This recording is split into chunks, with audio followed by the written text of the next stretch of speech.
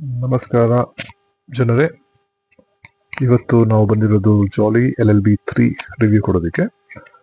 ನಿಮಗೆಲ್ಲ ಗೊತ್ತಿರೋ ಹಾಗೆ ಜಾಲಿ LLB 1 ಹಾಗೂ 2 ಎರಡು ಬೇರೆ ಬೇರೆ ಆಕ್ಟರ್ಗಳಿಂದ ಆಗಿರೋದು. ಒಂದು ಫಸ್ಟ್ ಪಾರ್ಟ್ ಅಲ್ಲಿ ಅರ್ಷದ್ ವಾಸಿ ಹಿಟ್ ಆಯ್ತು, ಸೆಕೆಂಡ್ ಪಾರ್ಟ್ ಅಲ್ಲಿ ಅಕ್ಷಯ್ ಕುಮಾರ್ ಹಿಟ್ ಆಯ್ತು.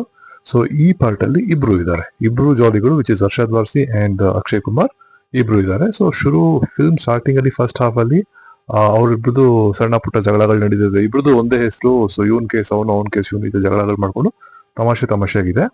So one point in time serious ಆಗುತ್ತೆ, ಇನ್ ಒಬ್ಬ ರೈತ ಸೂಸೈಡ್ ಮಾಡ್ಕೋತಾನೆ. ಯಾಕೆಂದ್ರೆ ಅವನ ಜಮೀನನ್ನ ಯಾರೋ ಒಬ್ಬ ಇಂಡಸ್ಟ್ರಿಯಲಿಸ್ಟ್ ತಂದಾಗಿಸ್ಕೊಂಡು ಅಲ್ಲಿ ಏನೋ ಬಿಲ್ಡ್ ಮಾಡ್ತೀನಿ ಅದು ಇದು ಅಂತ ಹೇಳಿ ಅವ್ನು ಸೂಸೈಡ್ ಮಾಡ್ಕೋತಾನೆ.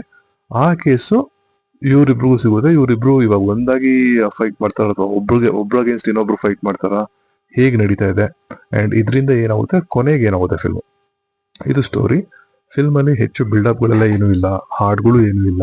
ಒಂದು ಹಾಡಿದೆ, ಎಮೋಷನಲ್ ಇದೆ ಸೆಕೆಂಡ್ ಹಾಫ್ ಅಲ್ಲಿ.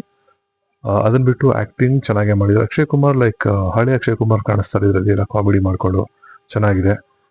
ಸ್ಟೋರಿ ಸೀರಿಯಸ್ ಆಗುತ್ತೆ ಸೆಕೆಂಡ್ ಹಾಫ್ ಅಲ್ಲಿ, ಬಿಕಾಸ್ ಕೇಸ್ ರಿಲೇಟೆಡ್ ಇರೋದ್ರಿಂದ ಸೀರಿಯಸ್ ಆಗುತ್ತೆ. ಅಂಡ್ ಕೇಸ್ ಕೂಡ ಚೆನ್ನಾಗಿದೆ ಅಂಡ್ ಕನ್ಕ್ಲೂಷನ್ ಕೂಡ ಚೆನ್ನಾಗಿ ಕೊಟ್ಟಿದ್ದಾರೆ. ಒಂದು ಮೆಸೇಜ್ ಕೂಡ ಕೊಡ್ತಾರೆ. ಊಟ ಅಂದ್ರೆ ಸ್ವಿಗ್ಗಿ ಝೊಮ್ಯಾಟೋದಲ್ಲಿ ಆರ್ಡರ್ ಮಾಡೋದಲ್ಲ, ರೈತನ ಪಾತ್ರ ತುಂಬಾ ಮುಖ್ಯವಾಗಿದೆ, ಇದೆಲ್ಲ ಹೇಳ್ತಾರೆ. ಫಿಲ್ಮ್ ಚೆನ್ನಾಗಿ ಅನಿಸ್ತು. ಸೊ ಓವರ್ ಆಲ್ ಫಿಲ್ಮ್ ನೋಡ್ಬೇಕಾದ್ರೆ ಫಸ್ಟ್ ಹಾಫ್ ಅಲ್ಲಿ ಅಂತ ಕಥೆಯ ಡೆವಲಪ್ಮೆಂಟ್ ಏನೂ ಇಲ್ಲ ಅಂದ್ರೂ ತಮಾಷೆ ಚೆನ್ನಾಗಿತ್ತು. ಸೆಕೆಂಡ್ ಹಾಫ್ ಅಲ್ಲಿ ಕತೆ ಚೆನ್ನಾಗಿದೆ, ಕೂಡಿಸುತ್ತೆ ನಿಮ್ಗೆಲ್ಲ ಬೇಜಾರು ಕೂಡ ಆಗುತ್ತೆ ರೈತರ ಜೀವನ ಎಲ್ಲ ನೋಡಿ, ಅಥವಾ ರೈತರ ರಿಲೇಟೆಡ್ ಏನೇನಾಗ್ತದೆ ಅಂತ ನೋಡಿ.